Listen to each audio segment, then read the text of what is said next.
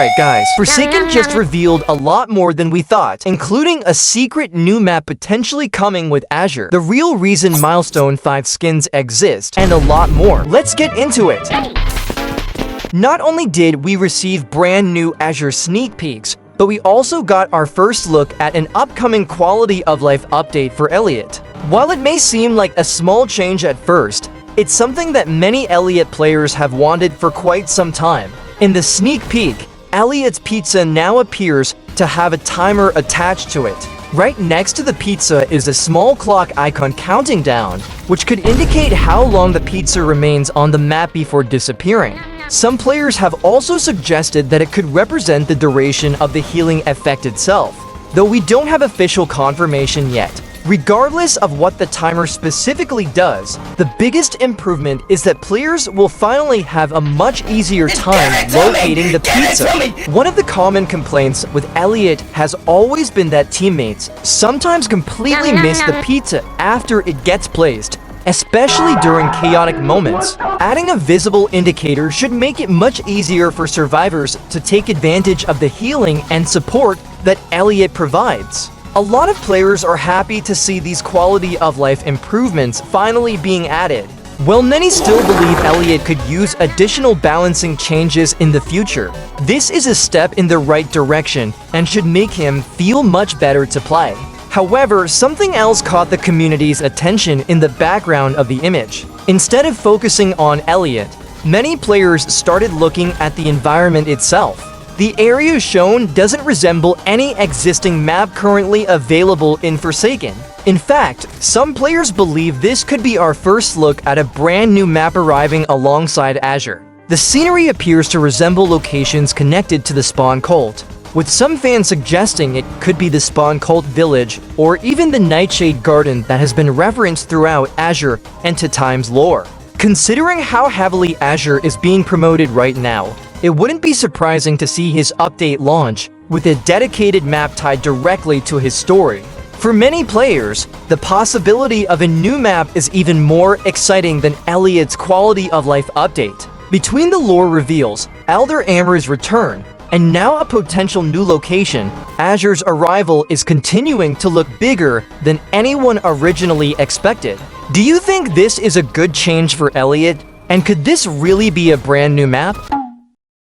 One of the biggest surprises from the Jane Doe update wasn't actually Jane Doe herself, it was the introduction of Milestone 5 skins. Nobody was really expecting Forsaken to take Milestone skins even further, yet Chance received the full skin while Time was given the Nightshade skin. Ever since then, players have been trying to figure out what these skins actually represent. One of the most popular theories is that Milestone 5 skins are designed around a character's canonical death or final moments. Instead of simply being another cosmetic, they could represent what the character looked like when their story came to an end. Many fans think this would be a much more interesting direction than simply giving characters random milestone rewards. Chance is one of the biggest examples people point to. According to the lore, he was stabbed by a trap using the Dark Heart, which eventually led to his death.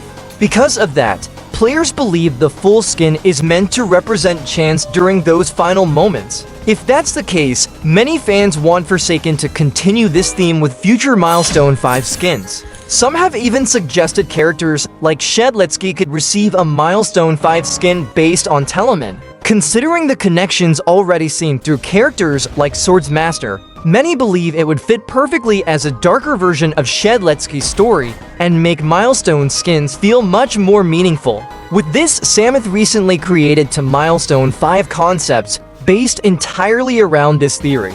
The first is a Guest 1337 skin that shows him during his death, with the Spectre corruption consuming his body. His left arm is engulfed in flames, parts of his face are burned away, and the corruption spreads with the skin having a similar design to his Milestone for appearance. The second concept focuses on Elliot. In this version, Elliot has been completely overtaken by Kulkid's corruption. As we can see, his Kulgui is embedded into his body, and he barely resembles a normal person anymore.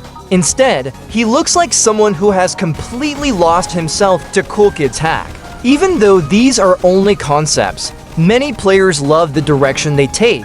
If Forsaken continues expanding Milestone 5 skins in the future, this lore-based approach is something a lot of fans would love to see become official. With a huge amount of cool kid skins potentially coming to Forsaken lately, many players are still confused about why the long-awaited Wave update hasn't even released yet. The update is supposedly meant to focus mainly around cool kid, but despite all the teasing, it still hasn't dropped. Even so, the community has continued making insane concepts for what could potentially arrive alongside the update, especially with how many people want more cool kid related skins added into the game. One of the newest concepts comes from J3Eyes, who created a skin based around 007 and 7's cool kid. What makes this concept so interesting is that it heavily references Homelander from The Boys, specifically inspired by the comic reveal where Homelander is exposed as Black Noir. This version of 007 and 7 takes inspiration from that exact idea, turning the skin into a much darker and more chaotic version of Cool Kid.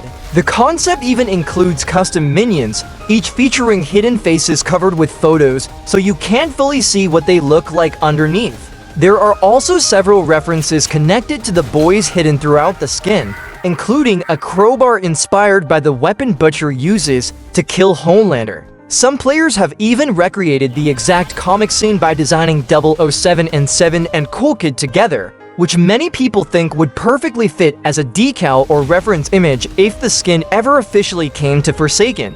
There are also several other The Boys-inspired concepts people have been making recently. One of the biggest is Nosferatu Homelander, which mixes the Captain Roblox avatar with the superhero bundled torso while still keeping Nosferatu recognizable instead of fully changing his appearance. Another concept is Bill Shedletsky, based on Butcher, where the sword gets replaced with a crowbar as a reference to his iconic weapon. Since Butcher is British, the skin even replaces eating chicken with drinking tea instead. With how many of these concepts are appearing recently, many players think Forsaken should seriously consider adding them. The game already includes invincible skins, so adding a full collection based around the boys would honestly fit surprisingly well. A lot of people argue that these reference skins still work because they continue tying back into classic Roblox culture, which is already a huge part of Forsaken's identity. At this point, it honestly feels possible we could eventually see these skins added into the game.